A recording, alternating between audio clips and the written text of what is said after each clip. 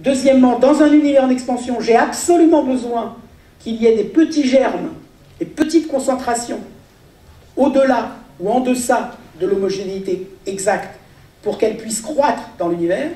Je suis super content, je les observe, c'est Kobe, ça vaut 2 prix Nobel à Smoot et Matter. Ça a valu même avant le prix Nobel à Penzas et Wilson, sur disons, le contexte de cette observation.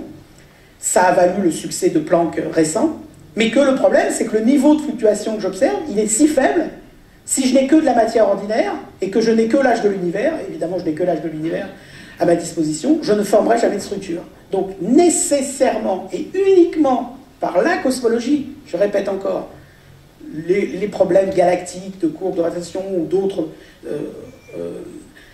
motivations de ce type ne sont pas nécessaires pour me dire que j'ai une matière supplémentaire qui est la matière noire. Aussi, pour éventuellement vous rassurer, si vous deviez être rassuré sur la question, de l'absolue nécessité et de l'absolue évidence, donc uniquement pour des raisons cosmologiques, et je le répète, il en existe d'autres totalement indépendantes de nature galactique ou de nature supergalactique, si vous voulez, au niveau des amas de galaxies, pour démontrer l'existence de la matière noire. Pour avoir exactement la quantité de matière supplémentaire que dont j'ai besoin, il me faut faire une analyse, j'y reviendrai par la suite, très fouillée de ce fond de rayonnement, de ses propriétés de fluctuation. Mais déjà, on voit que le schéma général de la structuration de l'univers est posé. On est donc dans un univers essentiellement homogène et isotrope, décrit par la relativité générale.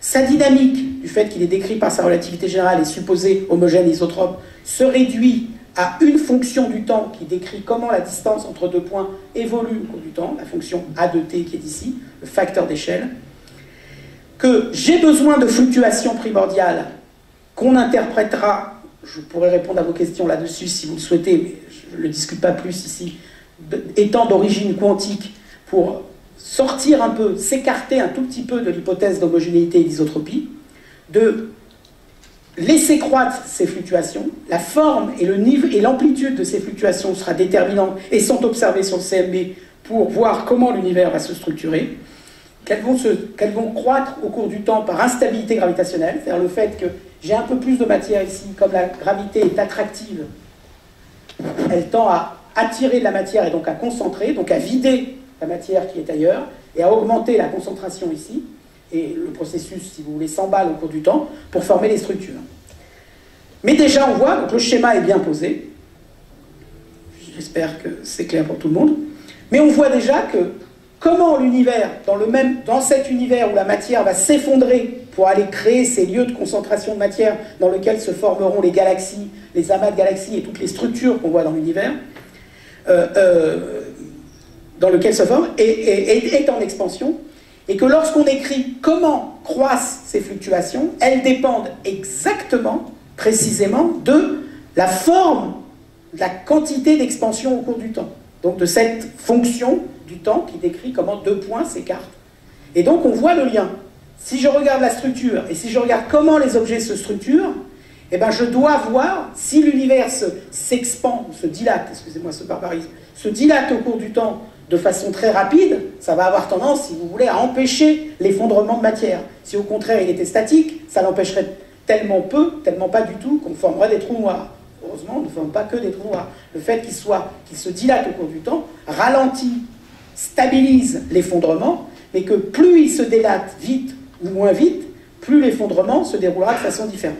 Et donc, justement, regarder comment il se structure va nous renseigner à comment il se dilate, et éventuellement comment il s'accélère dans cette dilatation, ou inversement, comment il se dilate va nous déterminer, va conditionner la façon dont les structures vont se former. Le lien est fait entre le contenu énergétique de l'univers, qui a déterminé sa géométrie, qui a déterminé comment il se dilatait, et la structuration.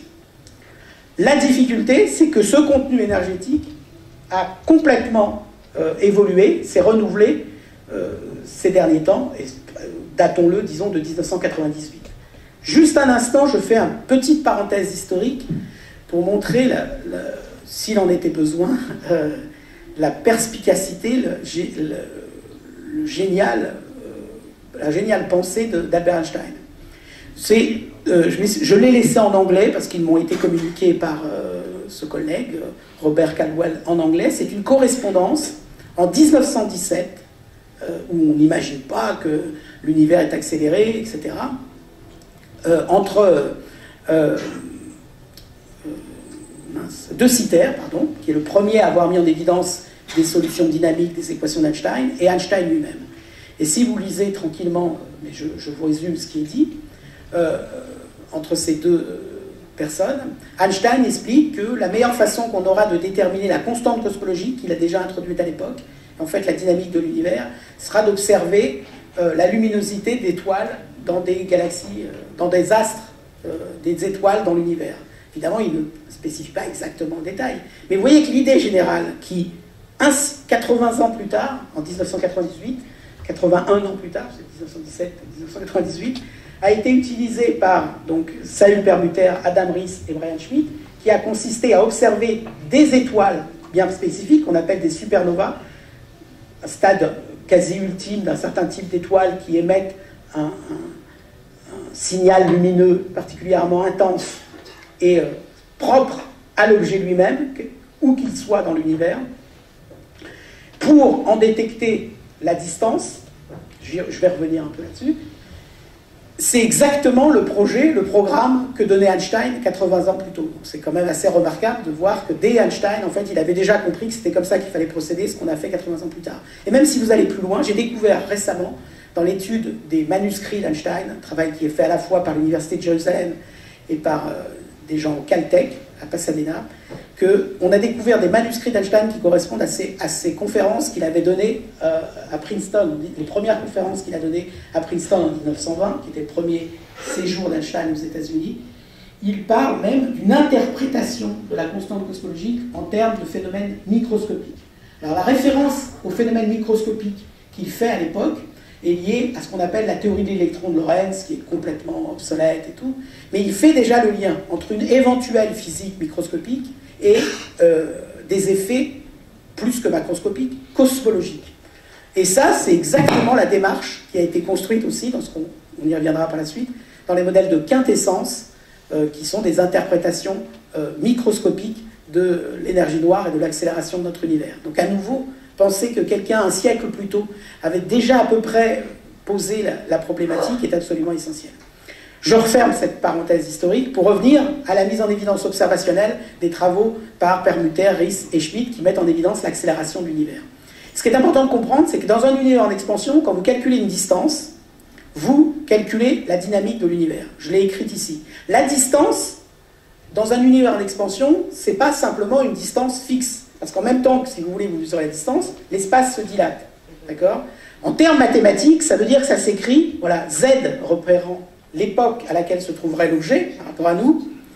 La première contribution, si vous n'êtes pas trop loin, est effectivement simplement la vitesse. La distance est marquée par la vitesse de la lumière, le temps que mettrait la vitesse de la lumière pour parcourir cette distance.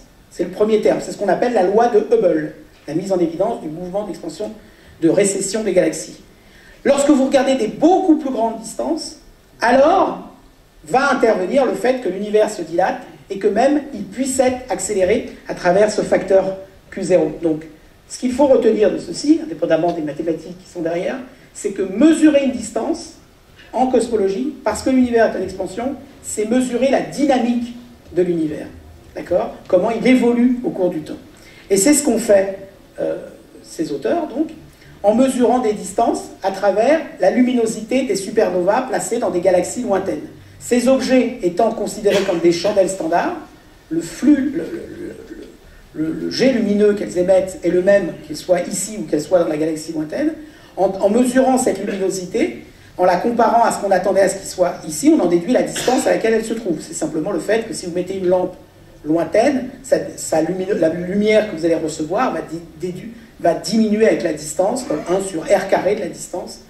Donc mesurer la lumière que vous recevez d'une étoile très lointaine qui émettrait la même quantité de lumière, qu'elle soit à côté de vous ou qu'elle soit là-bas, vous permet de mesurer à la distance à laquelle se trouve cette étoile. C'est ce qui est fait. Et ce qu'ils ont trouvé, c'est que ces supernovas, ces étoiles en question, qui émettaient ces lumières considérées donc comme des chandelles standards,